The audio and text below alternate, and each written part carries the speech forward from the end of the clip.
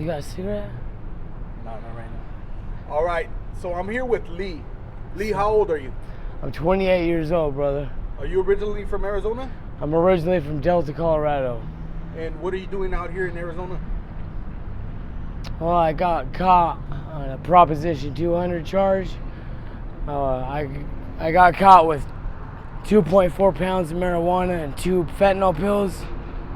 I was panhandling at 51st and Thunderbird, and the guy threw me a package of bud, and I thought maybe some grass or some Reggie to play a joke on me. No, it was actually a huge bundle of fucking 2.4 pounds. It was more like 3 pounds at the time of chronic, really good bud, you know. And I just so happened to be, it was kind of odd coincidence, but I just so happened to be behind the QT back here across the bridge. Cops rolled up on me with guns drawn and everything. So in a way, I think it was set up because how I got it, I was panhandling. And the guy just so happened to like throw the bud towards me, and the cops had already told me to stop panhandling there. So it's kind of a weird coincidence how it all went down, to be honest with you. I'm not very skeptical or superstitious or in a bunch of conspiracy, but I mean, it was kind of weird how it went down. But why I am here right now is because I'm on probation because I caught another charge for possession, so I'm not allowed to leave the state, or else I would go with my family to Colorado and vacation with them because I got my dog, my bitch, my baby girl in Colorado. So you're homeless right now? So right now I am. I'm homeless right now, and but I bounce from rehabs. I go from rehabs, so I'm sober. Like this year, I haven't been high more than 30 days this entire year, I would say. Probably about 30 days. I just came from a $2.8 million sober living house I was staying at, which was pretty crazy to me anyways. How long have you been on the streets right now? In all, or just right now? Right now, this time. About 7-8 days. 7-8 days? Yeah. I got released from jail. Like I said, I caught those new charges. I got released from jail. I went to a rehab. Not a rehab. It's kind of like a homeless shelter type shit. It was called not House in the Church, but the Dream Center. And I just didn't really come. It was a nice place, nice program. If you're like faith, if you're like into religion or Christianity, I guess it's really good for you. They have a lot of good church programs. It was really good for you, but I don't really, not in this time of my life, I don't really feel that it's best for me to be confined in some sort of doctrine or program like that necessarily. So I mean, I kind of just took off and told them I was going to do my own thing. So I kind of took off, did my own thing. Right now, I am really considering getting back. I mean, look at me, dude. I mean, honestly, I'm dirty. You know, I'm not in the best conditions, as you can see. I have been thinking about just going back to a rehab or maybe even CBI. You messing with the blues out here right now? I am. How'd you get started on the blues? I started back in 2016. So in 2014, December 13, 2014, I got ran over by a semi-truck. And that really started my whole addictive, because before I never did meth, I never did cocaine, I never did pills. Well, they put me on 15 milligram Percocets every 4 hours and morphine. That's what started my whole just drugs in general, from going from just smoke weed, alcohol, to progressing to the pills and stuff. Well, in 2015, 2016 is when I started doing pills, cocaine. But in late 2016 or early 2017 is when I started doing the fentanyl pills. Is that in Colorado? And this was out here in Buckeye. I used to live in Buckeye. Okay. And that's when, even back then, not even a whole lot of people even really knew. It was hard to find it because it was just barely getting started. Now it's fucking rampant, you know what I mean? It's fucking everywhere.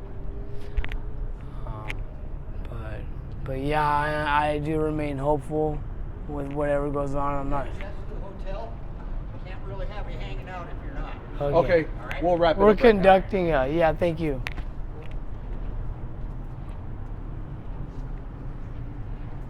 Where do you sleep out here?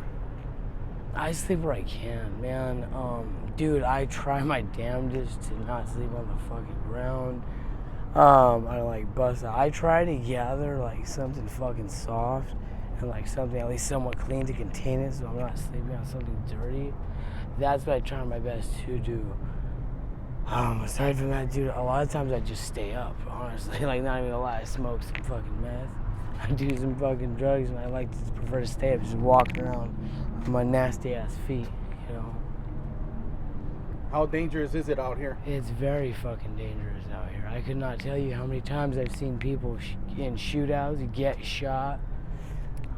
Fucking, I've never been robbed at knife point with a knife this close to my neck in my life. I've been robbed a few times. I've robbed people out here several times. I've had friends get shot 11 times and get murdered just while I was down the road from it happening. It's very fucking dangerous out here. You never know what I could be hanging out with you or somebody, and they could blow a fucking fuse like that, fucking stab you, shoot you, just beat you, bludgeon you to death.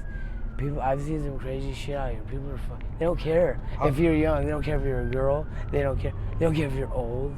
I've seen a lot of crazy shit, man. How do you keep safe out here in the streets? As far as What do you do to protect yourself? Do you carry anything? Do you carry mace? Any pepper spray, knife, anything? I used to. Now I don't. I carry these motherfuckers right here. That shit actually gets the business done right here. Do you get in a lot of fights out here? No, but I do. I make sure they're done really quick, as soon as possible. What happened to you in your shoulder, bro? Why is your bone popped out? What happened to my shoulder? I got in a street bike accident in 2015. I was running from the cops on my motorcycle. Yeah. And I fucking fucked up. I was too drunk, doing stupid shit, you know. Don't drink and ride motorcycles, kids. Don't drink and drive, kids. It's bad. Don't ever do drugs. Don't ever be less than what you know your full potential is. Exactly. If there's people I know, I'm sure people can be watching this, dude.